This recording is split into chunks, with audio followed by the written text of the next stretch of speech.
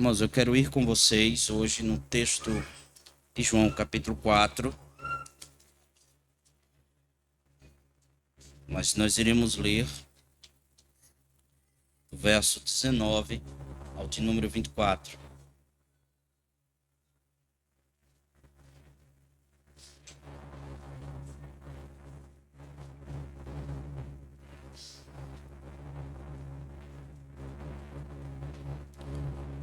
A partir do verso 19. Essa palavra do Senhor. Senhor, disse-lhe a mulher, vejo que tu és profeta. Nossos pais adoravam neste monte. Vós, entretanto, dizeis que em Jerusalém é o lugar onde se deve adorar. Disse-lhe Jesus, mulher, podes crer-me que a hora vem, quando nem neste monte, nem em Jerusalém adorareis o Pai. Vós adorais o que não conheceis. Nós adoramos o que conhecemos, porque a salvação vem dos judeus. Mas vem a hora, e já chegou, em que os verdadeiros adoradores adorarão o Pai em espírito e em verdade, porque são estes que o Pai procura para seus adoradores. Deus é espírito e importa que os seus adoradores o adorem em espírito e em verdade. Amém. Vamos orar ao Senhor. Nosso Deus Santo, poderoso Senhor, Deus de majestade e glória, nós suplicamos que o Senhor seja bondoso com nossa vida, que o Senhor venha iluminar os nossos olhos para enxergarmos aquilo que o Senhor tem para nós nesta noite. Que venhamos a conhecer o Senhor cada vez mais e pedimos que o Senhor se aproxime de nós, porque não temos condição de aproximarmos do Senhor. Ajuda-nos com tua graça transformadora, e que o nome do Senhor seja glorificado e honrado. Fala conosco, fala com nossa vida, transforma-nos por meio de Jesus, em nome dele. Amém e amém. Vamos para a palavra e a exposição. Podem assentar, meus irmãos.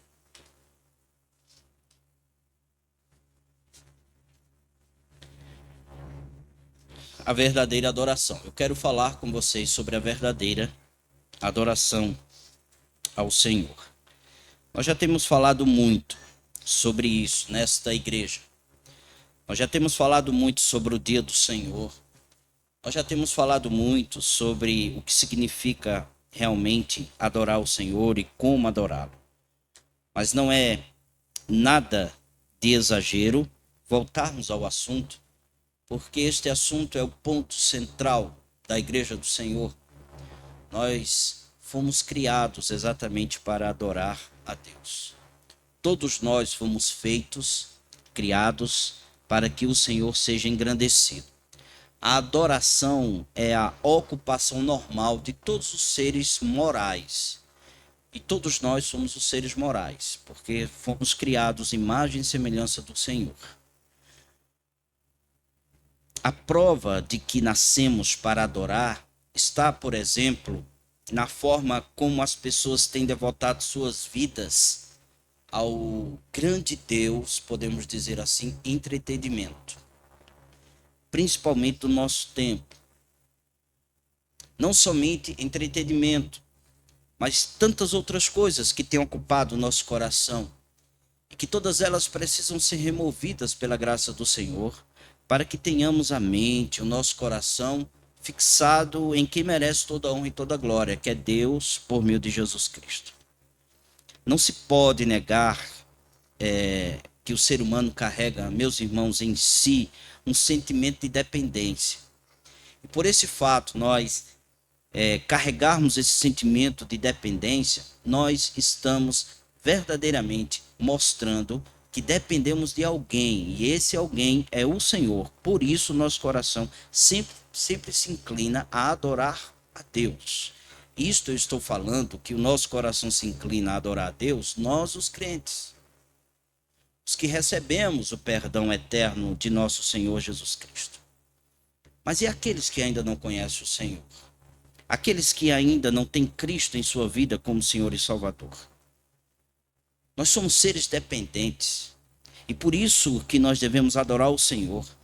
Separados de Deus, nós estamos entregues a si mesmos, ou a nós mesmos. Tanto homens como mulheres, todos os seres humanos, cedo ou tarde descobrirão que a vida é simplesmente insuportável.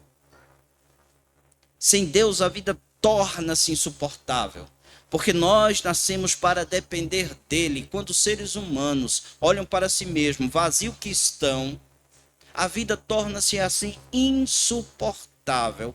Por isso e por esta razão, eles buscam agarrar-se a qualquer tipo de coisa que venha acalentar o seu coração ou trazer tranquilidade. E que esse alento e essa tranquilidade só está no Senhor. Por isso que vem no coração uma angústia, opressão na alma, uma angústia de separação, sentindo-se sempre dependente de alguém ou de alguma coisa. Isso é a mente totalmente distorcida, porque não está firmada no Senhor. Alguns são criticados por voltarem-se para Deus em adoração, como nós, muitas vezes. Gente assim é taxada de fanática, de fraca, porque nós nos reunimos amanhã e à noite para adorar o Senhor. Nós somos pessoas fracas. Há futilidade em nós para muitos, porque nós estamos recorrendo sempre a Deus, dependendo de Deus. E olhe que o coração delas realmente está dependendo de alguma coisa, mas quando nós dizemos que estamos dependendo do Senhor e buscamos o Senhor para adorar o Senhor, para que ele seja glorificado e que nós sejamos seres humanos completos na adoração, porque nós só seremos seres humanos completos quando estamos adorando o Senhor em espírito e em verdade. Se nós não tivermos isso, os seres humanos estão incompletos, vazios, ocos.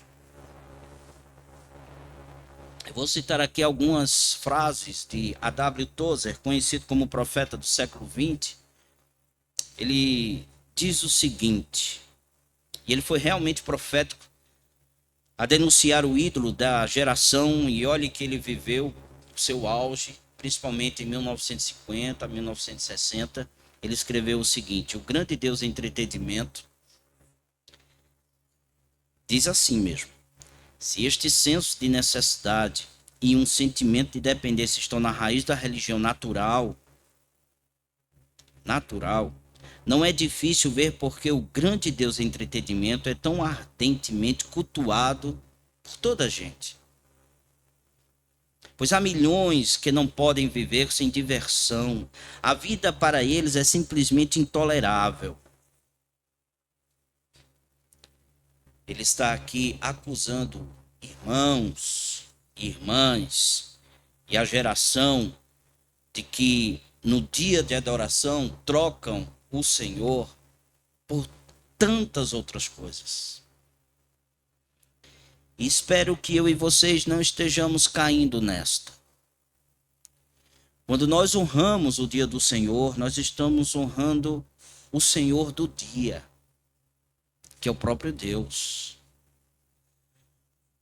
Ele continua dizendo: buscam ansiosamente o bendito alívio dado por entretenimentos profissionais e outras formas de narcóticos psicológicos, como um viciado em drogas busca as suas doses diárias de entorpecentes. Sem estas coisas, eles não conseguiriam reunir coragem suficiente para encarar a existência. A coisa é tão séria que, como Tozer denunciou, criou-se um tipo de religião, uma religião de entretenimento, a custas de milionários. Nós sabemos que isso está por trás de tantas coisas, como filmes, como jogos e tantas outras coisas que nós colocamos o nosso coração nisto. Que Deus possa nos livrar de todas estas coisas. Fomos criados para adorar. Se o objetivo de nossa adoração não for Deus, o Pai de nosso Senhor Jesus Cristo, certamente será outra coisa. Será outro alguém. Outra coisa ocupará o meu e o seu coração na adoração, seja comida, seja bebida, seja produtos, seja esporte, seja tecnologia, seja carro, seja casa, seja futebol, seja Netflix, seja novela, seja o que for. Isso vai ocupar o nosso coração se nós não preenchermos isso com Deus.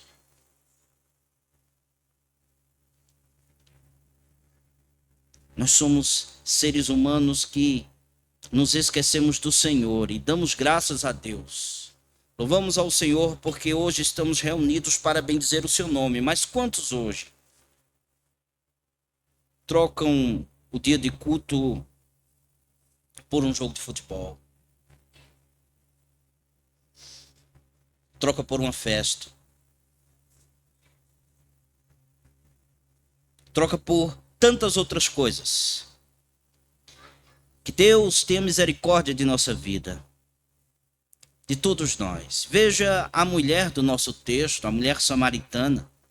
Se nós lermos do verso 1 até o verso 42, nós iremos perceber que há 3 objetos de adoração muito claro no coração dela. Relacionamentos. Ela teve 5 maridos. E agora o homem que ela tem, que ela vive, não era o seu marido. Isso está do verso 16 e 18. Ela tem outro ídolo no coração, que é o trabalho. Ela trabalhava tanto que não via a hora de não ter mais de voltar àquele poço para pegar água. Está do verso 13 ao 15. Mas ela tem outro ídolo, chamado religião. Ela era devota à tradição dos seus pais espirituais. Está do verso 19 ao verso 20. Ela foi feita para adorar e ainda sem conhecer o Deus verdadeiro, aquela mulher adorava ou cultuava relacionamentos, trabalho e tradição religiosa. Nós fomos feitos para adorar. Existe algo ausente no meio evangélico. Está ausente. O que torna crônico o quadro atual do mundo nem é tanto o estado idólatra dos corações que ainda não conhecem o Deus verdadeiro, mas o quadro de contaminação pelo qual se acha a igreja. Nós fomos contaminados com o mundo. Nós pensamos que não, mas estamos contaminados. As pessoas gostam de determinados cantores e louvam eles e adoram eles. Nós gostamos de pregadores. Se Augusto Nicodemos não estiver pregando hoje, eu não vou. Chama-se idolatria.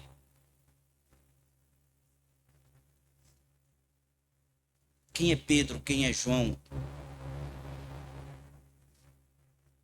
Quem é Mateus? Quem é Augusto? Diante do fulgor glorioso de nosso Senhor Jesus Cristo. Aliás, hoje a igreja não é mais igreja. Deixou de ser povo de Deus, corpo de Cristo, templo do Espírito Santo. Parece que esqueceram destas coisas. Hoje a igreja é casa de show, ou show da fé. Igreja virou estatística de entretenimento. O que existe são números, cifras, entretenimento da fé. E aqui eu quero falar outra frase de Tozer, que diz: por séculos a igreja se manteve solidamente contra toda forma de entretenimento mundano, reconhecendo-o pelo que era, um meio para desperdiçar o tempo, um refúgio contra a perturbadora voz da consciência, um esquema para desviar a atenção da responsabilidade moral. Por isso, ela própria sofreu recorrentes abusos dos filhos deste mundo, mas ultimamente ela se cansou dos abusos e parou de lutar, ou seja, entregou-se aos pensamentos mundanos. Cadê o povo das Escrituras? Cadê o povo que reúne-se no dia do Senhor? Cadê o povo que está unido para dizer: vamos à casa do Senhor para bendizer o seu nome? Estamos buscando tantos subterfúgios, somos idólatras.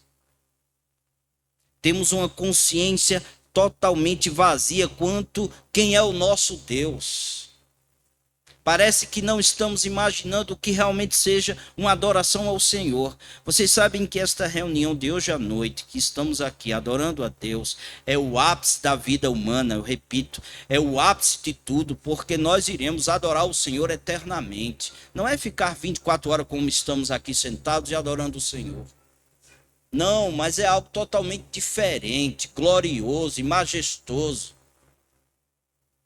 Aqui, meus irmãos, quando nós nos reunimos, nós estamos dizendo ao mundo que há uma embaixada de Deus na terra, em que todos nós somos ministros do Senhor para falar das boas novas que Ele deu ao seu povo.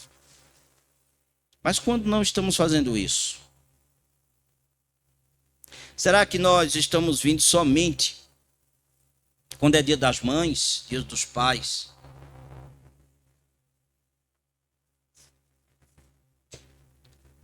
Para que eu possa ver os meus filhos aqui à frente.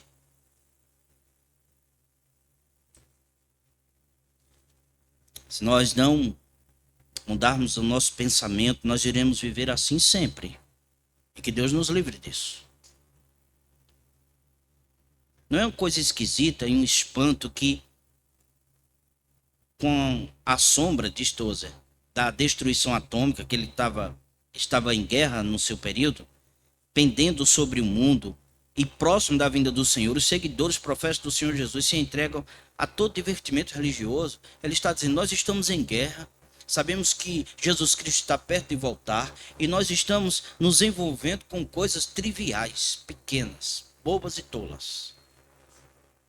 Se esse é o estado de muitas igrejas, logo, o que temos em muitos dos templos religiosos espalhados por aí não é adoração, mas enganação espiritual. De fato, é tão verdade que sejam casas de show e não casas de adoração.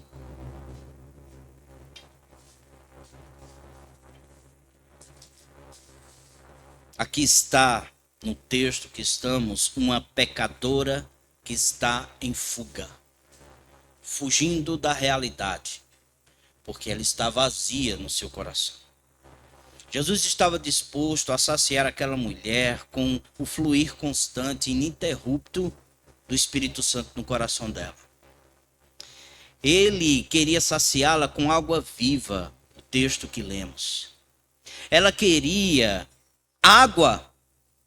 Ela pediu pela água viva. Afinal, ela estava cansada desta vida. O Senhor, então, parte para cima dela com argumentos e destrona o ídolo do seu coração que estava reinando no coração dessa mulher. Veja o que diz do verso 15 ao 18. Vou ler em outra tradução que diz assim: por favor, Senhor, dê-me dessa água, disse a mulher. Assim eu nunca mais terei sede, nem precisarei vir aqui para tirar água. O Senhor disse, vá buscar seu marido. Ela disse, não tenho marido. Jesus disse, é verdade, você não tem marido, pois teve 5 maridos e não é casada com o homem com quem vive agora. Certamente você disse a verdade. Jesus estava dizendo para aquela mulher matar a sede do coração por meio do Espírito Santo, mas ela precisava primeiro parar de beber de cisternas vazias, da fonte do pecado, de relacionamentos errados, de falta de compromisso. Além de substituir Deus em seu coração, ela tinha um relacionamento totalmente errado e ela estava em um poço que não tinha água, usando espiritualmente a palavra, cisternas rachadas. Ela estava vazia, ela não tinha água em seu coração. Por isso o profeta Jeremias já havia denunciado esse pecado ao povo, dizendo o seguinte: Alguma vez uma nação trocou seus deuses por outros, mesmo que não sejam deuses de verdade? Meu povo, no entanto, trocou seu Deus glorioso por ídolos inúteis.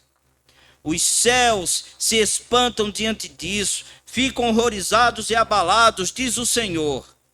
Pois meu povo cometeu duas maldades. Abandonaram a mim, a fonte da água viva, e cavaram para si cisternas rachadas, que não podem reter a água. O povo do Senhor havia trocado esse Deus tão glorioso, tão majestoso, tão bondoso, que é uma fonte de água viva, por cisternas rachadas. Quantos irmãos hoje trocaram esse Deus bendito por cisternas rachadas? Que não retém água, que não traz vida, não traz vigor, não revigora a alma.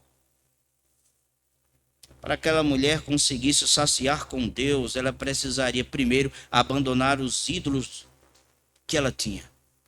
Ela precisava arrancar de si mesma os seus pecados pela graça do Senhor. Ela precisaria parar de buscar saciedade em fontes furadas, que não retêm água. Precisaria voltar-se para Deus em arrependimento e fé. Por isso Jesus é tão direto. Vá buscar seu marido. Não tem como você chegar para a fonte de água viva se você continuar praticando o mal no seu coração. Se você ainda estiver escondendo pecados em seu coração. Não divorcie esse momento que hoje estamos aqui pela graça do Senhor com uma vida relaxada durante a semana. Não divorcie isso. A nossa adoração tem sua extensão no nosso lar, no nosso trabalho, na nossa convivência, nos nossos relacionamentos. Jesus, aliás, já havia dito o seguinte no capítulo 3, verso 20. Quem pratica o mal odeia a luz e não se aproxima dela, pois teme que seus pecados sejam expostos.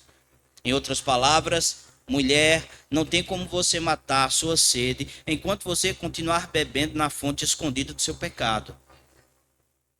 Traga seu marido. Vamos consertar essa história. Jesus conserta a sua vida. Quero lhes dizer isso. Esse convite do Senhor para essa mulher é convite para você também. Deus conserta a sua vida.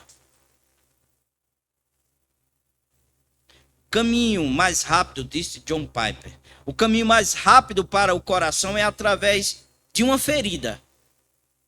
Nosso coração precisa ser ferido. E Deus fere nosso coração. E quando Ele fere, Ele cura também. Jesus identificou a ferida do pecado e por lá entrou para atingir o coração daquela mulher. O que ela fez? Ela esquivou-se. Vocês prestaram atenção? Ela tomou outro caminho de um debate teológico agora. Ela revelou o seu outro ídolo, a tradição de seus pais, dizendo, olha, esse poço é o poço de Jacó e a tradição dos nossos pais. Vá buscar seu marido, disse Jesus. Não tenho marido, respondeu a mulher. Jesus disse, é verdade, você não tem marido, pois teve 5 maridos e não é casada com o homem que você vive agora. Certamente você disse a verdade. Aí o Senhor continua no verso 19. O Senhor deve ser profeta, disse ela, disse a mulher, né? Disse a mulher, o Senhor deve ser profeta. Então diga-me, por que os judeus insistem que Jerusalém é o único lugar de adoração, enquanto nós, os samaritanos, que seguimos a tradição dos nossos pais, afirmamos que é aqui, no Monte Gerizim, onde nossos antepassados adoravam? Sobre este diálogo, John Piper faz um comentário e ele escreveu da seguinte maneira: um animal preso na armadilha arranca a própria perna para escapar. E era o que ela estava fazendo. Enquanto o Senhor havia falado do marido de consertar sua vida de pecado, ela se esquiva e fala agora de adoração. E ele continua: um pecador apanhado no pecado mutila a própria mente e rasga as regras da lógica. E continua ele: sim, é claro, falando do meu adultério. Mas qual é a sua opinião sobre o lugar onde as pessoas devem adorar?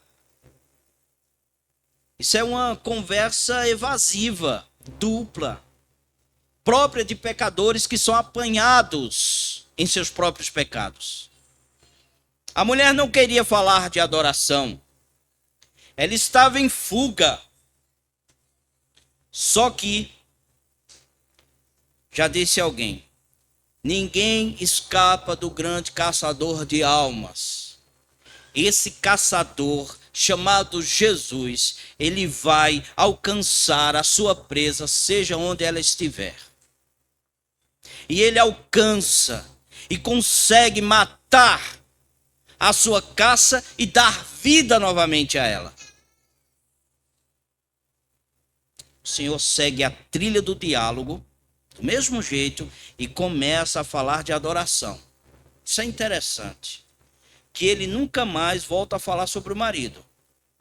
Falou somente aquele momento. Por quê? O Senhor já havia conseguido penetrar no coração daquela mulher. O homem era um ídolo dela. Era o Deus do coração dela. E ao falar sobre adoração, o Senhor conseguiu permanecer no âmbito do seu coração. Ela tentou fugir, mas o Senhor conseguiu fisgá-la, pegá-la. O Senhor então passou a ensinar o que era a verdadeira adoração. E o que é a verdadeira adoração? Para fugir do confronto, a mulher tentou abortar o tema da adoração pela perspectiva errada. Onde adorar? Neste ou naquele lugar? Jesus, porém, revela para aquela mulher que o mais importante na adoração não é onde nós adoramos, não é onde, mas quem e como adorar. Esse é o tema do Senhor. Quem nós adoramos e como devemos adorar. Nós não podemos, em hipótese alguma, ser como essa mulher. É aqui o lugar de adoração. E que Deus só pode ser adorado aqui. E que nós iremos fazer várias reformas, e isso deve ser feito pela graça do Senhor. Mas isso não é tudo. O tudo aqui é Deus. Por isso que o Senhor vai ensinar aqui alguns pontos importantes. Ele vai falar sobre a adoração, o conteúdo, o coração que adora e as características dessa adoração. Primeiro ponto, qual o conteúdo da adoração? Jesus sabia que a mulher estava fugindo pela tangente. Ele reconheceu que ela era esperta. Aí o verso 19 diz: Senhor, disse a mulher, vejo que tu és profeta. Não é isso? Verso 20. Nossos pais adoravam neste monte. Vós, entretanto, dizeis que em Jerusalém é o lugar onde se deve adorar. Ele sabia que esta mulher era religiosa. Ela estava debaixo de uma tradição de seus pais espirituais, é o que diz o verso 20. Ela estava usando o tema da adoração para debater, para discutir, para se desviar do foco principal, que era esconder o seu próprio coração. Muita gente ainda faz isso. Apegam-se a lugares, templos, liturgias. Meus irmãos, liturgia é exatamente o que expressa a palavra do Senhor, mas não se apegue a isso. Deus é o Deus da adoração. Perdem-se em meio a discussões de forma, de estilo, de postura. Qual é a forma que nós adoramos? Qual é o estilo? Que postura? Pessoas que também escondem-se atrás da opinião de que o culto é apenas um momento em que deve encher a cabeça de informação. E não também um momento de irmos ao Senhor com o nosso coração ardendo diante do Senhor. Encantam-se com estética, beleza, iluminação, atmosfera e coisa do tipo. Encaram o culto de forma que pode aplacar muitas vezes a mão do Senhor. Tem gente que vem adorar o Senhor e diz: eu tenho que ir hoje adorar o Senhor, porque senão o Senhor vai consumir a minha vida. Isso não é adoração. Cristo já foi consumido em nosso lugar. Nada disso, porém, poderia estar mais longe da verdade cristã. Todas estas coisas, quando levadas a extremos, tornam-se características de cultos pagãos. Lugares, forma, atmosfera, sacrifício. Por isso que Jesus traz a conversa sobre adoração para o que realmente importa. O primeiro é o conteúdo. O conteúdo da adoração. Veja o que diz o verso 21 e o verso 22. Disse-lhe Jesus: mulher, podes crer-me que a hora vem, quando nem neste monte, nem em Jerusalém adorareis o Pai. Vós adorais o que não conheceis. Nós adoramos o que conhecemos, porque a salvação vem dos judeus. Em outras palavras, importante para a verdadeira adoração não é onde se adora, mas quem nós adoramos. O Pai é quem deve ser adorado. Não se deve focar na tradição, nem conforme a tradição de seus pais. Isso não é mais importante. Mais importante é o Pai. Que Pai? Primeiro adora-se o Pai, que a si mesmo se revelou-se a nós por meio das Escrituras, por meio de sua palavra, em uma revelação progressiva, onde chega o seu ápice, que é a pessoa bendita de Jesus. Dessa forma, é possível que alguém conheça esse verdadeiro Deus somente assim, adorando a Ele mesmo. Adora-se o Pai com conhecimento, quem estuda as Escrituras de capa a capa. Por isso a importância de nós expormos os livros da Bíblia constantemente, para que o povo conheça quem é esse Senhor, quem é esse Deus, para quem nós estamos tributando louvor, honra e glória. Segundo, adora-se o Pai no Filho Jesus Cristo, que é o Pai do Messias, esperado dos judeus. É isso que Jesus quis dizer com a expressão: a salvação vem dos judeus. O Senhor, o Filho eterno de Deus, da linhagem de Abraão, da linhagem de Davi, ele é aquele que traz a adoração para todos nós ser possível. Portanto, a nossa adoração ela é centrada na pessoa bendita de Jesus. A verdadeira adoração é cristocêntrica. Terceiro, adora-se o Pai, que é Deus e é Espírito. Pois Deus é Espírito, diz o verso 24.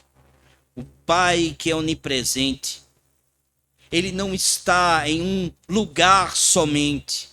Ele é onipotente, ele é doador da vida, sustentador da vida. Ele é invisível, desconhecido para os seres humanos, a menos que ele decida revelar-se a nós. Ele se revelou por meio do seu Filho Jesus Cristo, mas ele também é imortal, eterno, de geração em geração, de eternidade a eternidade. É esse Deus que nós adoramos. A adoração verdadeira, portanto, se preocupa principalmente com o conteúdo. Não onde eu estou adorando, mas quem eu estou adorando. O objetivo da minha adoração terá de ser sempre o Deus e Pai de nosso Senhor e Salvador Jesus Cristo, conforme nos foi revelado de Gênesis e Apocalipse. O Pai que é Espírito. Ele é Criador, sustentador de todas as coisas e ele revelou-se a nós. As distorções que hoje vemos em termos de adoração são todos resultado de não conhecer esse Deus. Da mesma forma que ocorreu com a adoração distorcida da samaritana. Por quê? Porque onde estava o erro deles, dos samaritanos? Estavam em eles não conhecerem a Deus. Faltava o que para eles? A Bíblia. Faltava Cristo. Faltava a iluminação do Espírito Santo. Esse mal não era apenas privilégio dos samaritanos. Muitos judeus que carregavam a Bíblia não adoravam o Senhor porque não conheceram a pessoa bendita de Jesus. Faltava-lhe conhecer esse Deus revelado nas Escrituras. O erro de vocês, diz Jesus, está em não conhecer as Escrituras e nem o poder de Deus. Mateus 22, verso 29. Você quer consertar a adoração? Concentre-se em Deus. Não concentre-se em pessoas. Não concentre-se no templo. Não concentre-se nos músicos. Concentre-se no Senhor. Ele é o conteúdo da adoração.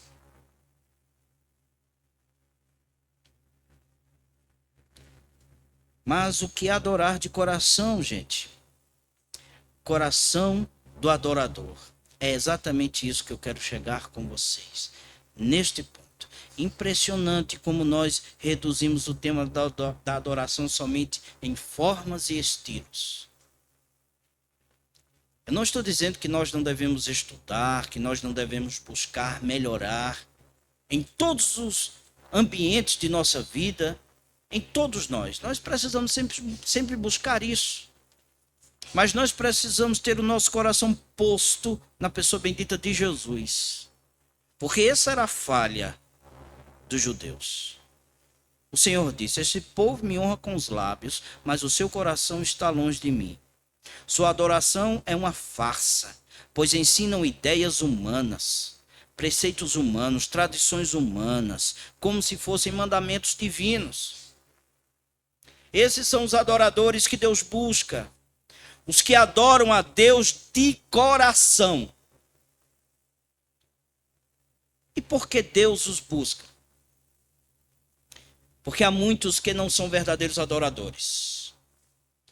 Eles honram com os lábios, mas o coração está longe do Senhor. É com o coração que nós devemos adorar o Senhor. Pois Deus é espírito e é necessário que seus adoradores o adorem em espírito e em verdade. Mas o que é adorar de coração? Utilizo-me novamente John Piper, que disse: a atuação do coração na adoração é o despertar de sentimentos, de emoções, de afetos do coração, lá onde os sentimentos por Deus estão mortos, a adoração está morta. Se o seu coração está morto, a adoração também é morta. Eu não estou dizendo aqui que nós devemos correr esse corredor. Livre-nos, Deus, disso. Nem barulho, nem confusão. Tudo precisa ser com ordem e decência, mas o nosso coração precisa estar ardendo por Deus.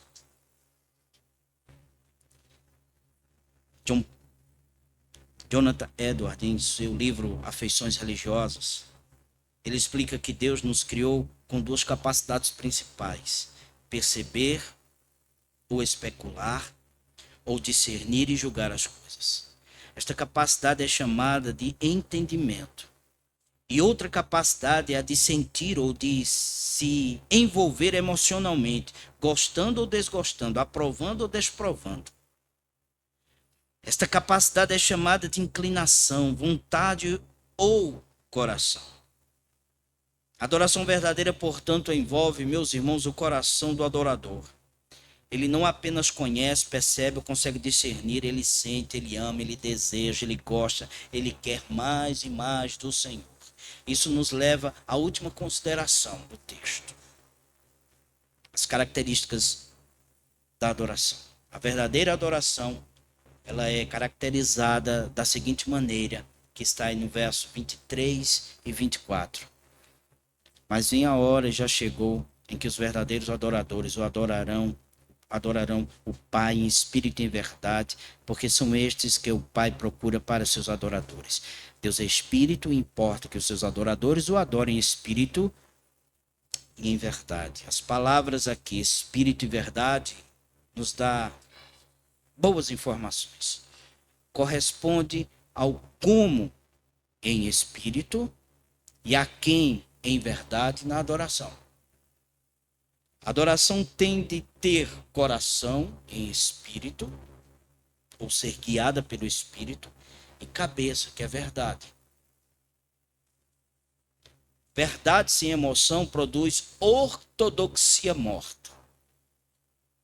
Amamos a doutrina, mas estamos mortos. Que Deus nos livre disso. Já o outro extremo é ser muito fervoroso e não ter doutrina.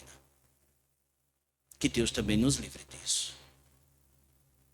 Precisamos em Deus buscar o equilíbrio de todas estas coisas. Isso é somente pela graça do Senhor. A emoção verdadeira produz alegria e glorifica o Senhor. Nós não devemos ser superficiais, agitados pelo vento de doutrina, oscilações emocionais, escravos de falsos profetas e de emoções bipolares. Piper diz: a verdadeira adoração, porém, vem de pessoas com emoções profundas, grande amor e doutrina sadia, afeições fortes por Deus, arraigadas na verdade, são os ossos e a medula da adoração bíblica. Essa ilustração vem de um combustível, de uma verdadeira adoração. E a verdade revelada em Deus em Cristo Jesus. E a fornalha dessa verdadeira adoração é o espírito humano, o coração, as afeições, a emoção do crente, o calor produzidos nessa ou por aquela adoração que o Senhor nos deu por meio da palavra, são reverência, regozijo, esperança e amor. Mas de onde vem esse fogo? Fogo, entendam aqui, o bíblico, o aquecimento do Espírito Santo em nossa vida.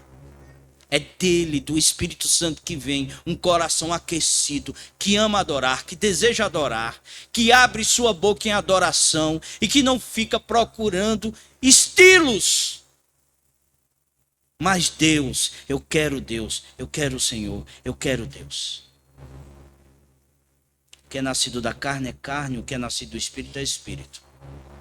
Alguém já disse, em outras palavras, enquanto o Espírito Santo não animar nosso espírito com a sua chama da vida, nosso espírito ainda estará morto e sem nenhum tipo de reação.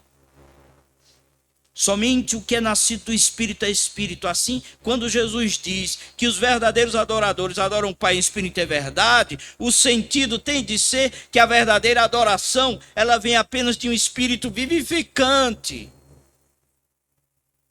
que sensibiliza-se com a voz de Deus que está nas Escrituras.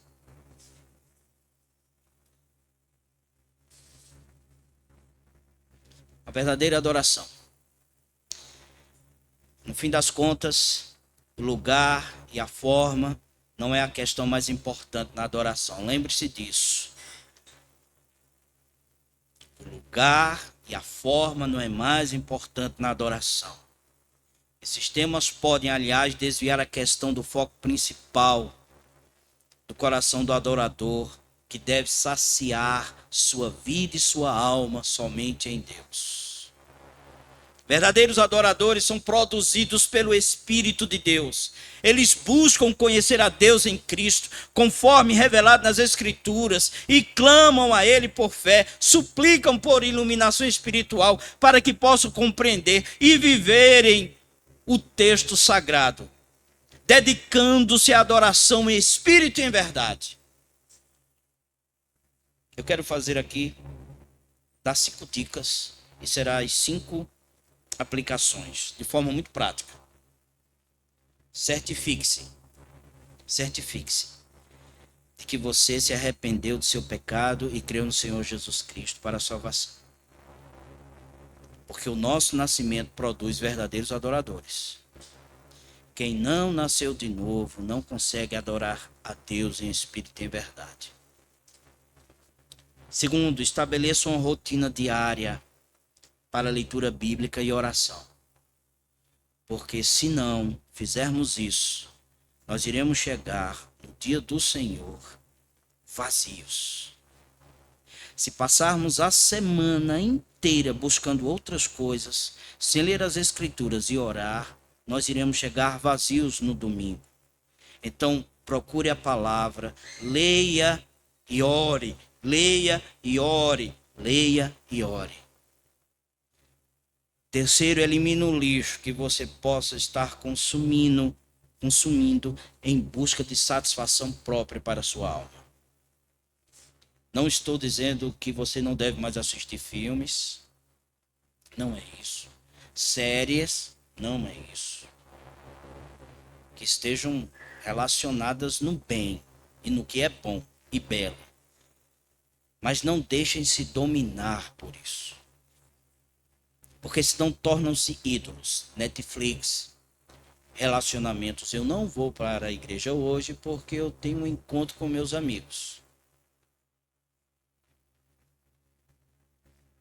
Trabalho, tradição religiosa, comida, seja qualquer outra coisa. Quarto, prepare o seu coração a semana toda, especialmente na noite de sábado e nas tardes de domingo, para o culto ao Senhor, para a comunhão da igreja, para que você possa adorar o Senhor em espírito e em verdade. E último, nunca pare de suplicar a Deus por avivamento. Que Deus venha encher essa igreja e a toda a sua igreja local e espalhadas em todos os lugares, venha encher com o seu Espírito Santo. Enche no Senhor com teu Espírito, enche no Senhor com teu Espírito, enche no Senhor com teu Espírito. Seja você um verdadeiro adorador. Deus busca verdadeiros adoradores. Que Deus nos abençoe. Em nome do Senhor Salvador Jesus Cristo. Vamos orar. Santo Deus, bendito Pai. Obrigado, Senhor, por tudo que o Senhor tem sido para conosco.